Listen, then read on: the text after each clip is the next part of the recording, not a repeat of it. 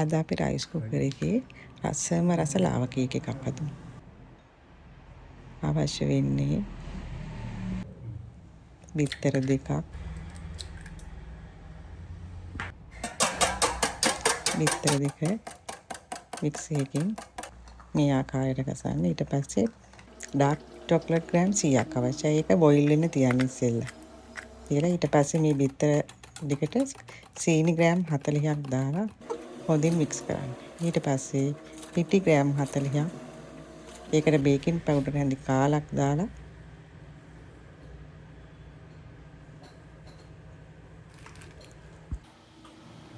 ඒක අර පිටි මේ බිත්තරයි සීනි මික්ස් කරපු එකට දාගන්න. ඊට පස්සේ ඒක හොඳින් මික්ස් කරන්න. මේ ආකාරයට වැනිලා තේ හැඳි භාගයක් විතර දාන්න. ඒත් දාලා හොඳට මික්ස් කරන්න.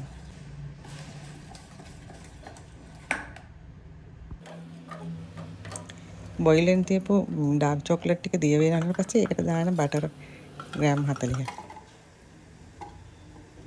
ඒක හොඳට දිය වුණාට පස්සේ ඊට පස්සේ අර බිත්තර පිටි සීනි දිය කරගත්ත මිශ්‍රණයට දාලා හොඳින් මික්ස් කරන්න. මේ ආකාරයට.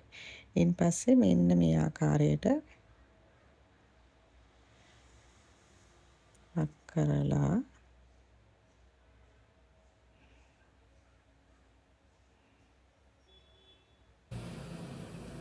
හොඳින් පියන වසාගෙන රයිස් කුකර් එකේ විනාඩි 30ක් විතර හොමාලෙන් තම්බ ගන්න.